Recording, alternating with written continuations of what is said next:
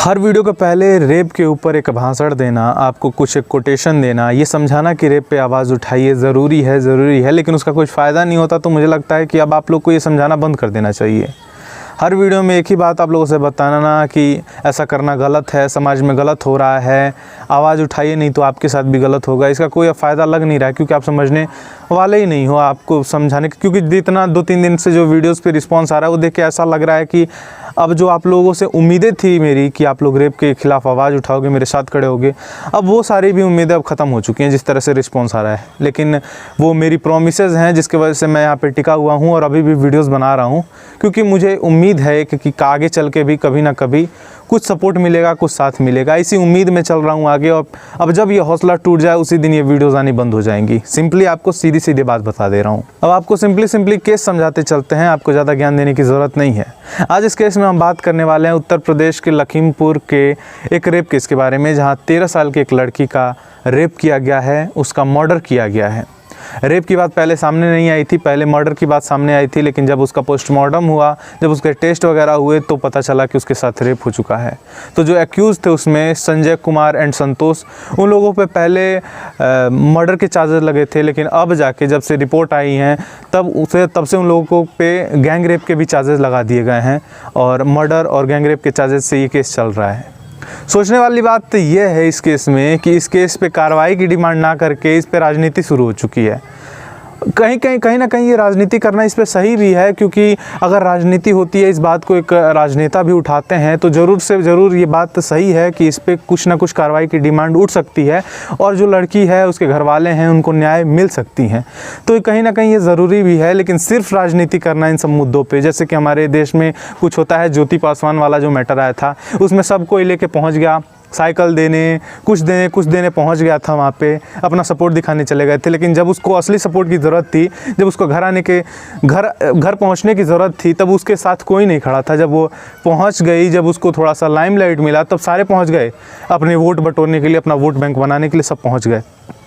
तो जब ऐसी चीज़ों पे राजनीति होती है तो थोड़ा बुरा भी लगता है। लेकिन जब इस वे में किया जाए, जब इस वे में आवाज़ उठाई जाए, जब इस वे में इसके खिलाफ़ बोला जाए ताकि उससे इसके लिए थोड़ी आवाज़ उठ सके और इस लड़की के और लड़की के फैमिली के साथ जो है न्याय हो सके, तो ये चीज़ें सही भी लगती हैं। और आज अखिलेश यादव जी ने जब इस पे कमेंट किया, इस चीज़ को लेकर अपने ट्विटर पे बोला कुछ, तो कहीं ना कहीं एक रिस्पेक्ट निकली उनके लिए। ख़राब नहीं लगा, रिस्पेक्ट निकली, क्योंकि ऐसे मामलों को उठाना ज़रूरी है। अब चाहे जो भी कोई पार्टी का आदमी उठाए, चीज़ें जो गलत हैं वो गलत हैं और जो सही हैं वो सही हैं। गलत के ख़िलाफ़ कोई भी आवाज़ उठाए तो उस इंसान को सही बोलेंगे। किसी पार्टी का सपोर्ट नहीं है, ऐसा मत समझना कि किसी पार्टी को सपोर्ट कर रहा हूँ।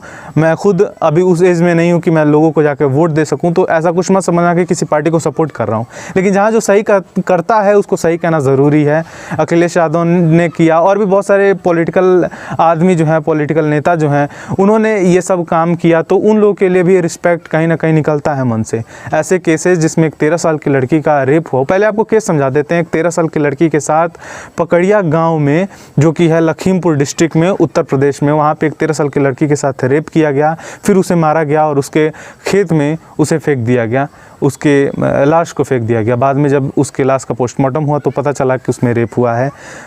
उसके पहले उस लड़की के जो भी कातिल थे उनके पर सिर्फ मर्डर के चार्जेस थे, बाद में उससे जोड़ दिया गया, गैंग रेप के चार्जेस भी उस मामले में जोड़े गए। और संजय कुमार और संतोष नाम के 2 एक्यूज़्ड अभी हिरासत में लिए गए हैं और उन पर कार्रवाई हो रही है। जो भी है पूछताछ वाले काम हो रही है। जब भी ये चीज़ें साबित हो जाएंगी कि वो एक्यूज़ नहीं कल्प्रिट्स हैं, तो बात आगे बढ़ेगी।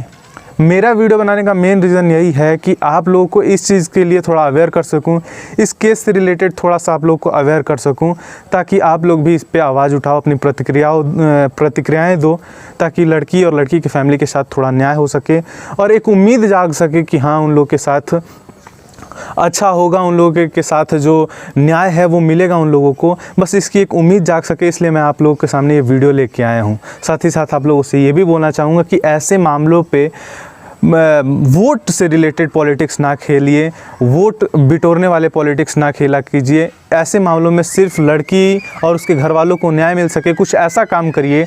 आम इंसान के तौर पे हमारे पास ये अधिकार है कि हम एक किसी भी फैमिली जिसके साथ गलत हो रहा है उसको न्याय दिला सकें, इसीलिए मैं वीडियो लेके आया हूँ आपके पास।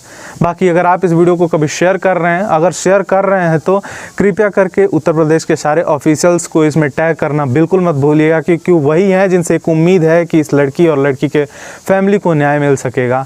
आपके पास ये वीडियो बताना और इस केस को बताना मेन रीज़न यही है कि उन लड़कियों के साथ और जो भी उसके फैमिली है उनके साथ न्याय हो सके और आगे भी कभी ऐसी किसी लड़की के साथ कुछ गलत ना हो। अगर आप आज चुप रहते हैं तो आगे चल के आप लोगों के साथ भी ये ऐसा होगा, ये मैं हर वीडियो में बताता हूँ। अब आगे से ये बताना आपको ज़रूरी नहीं समझता मैं, क्योंकि आप एक कान से सुनोगे दूसरे कान से निकाल दोगे, दूसरी की बेटी समझ के आपको कुछ उससे फ़र्क नहीं पड़ता। अगर फ़र्क पड़ेगा तो इस वीडियो को शेयर करना और इसके लिए आवाज़ उठाना, बस यही एक रिक्वेस्ट है आप लोगों से।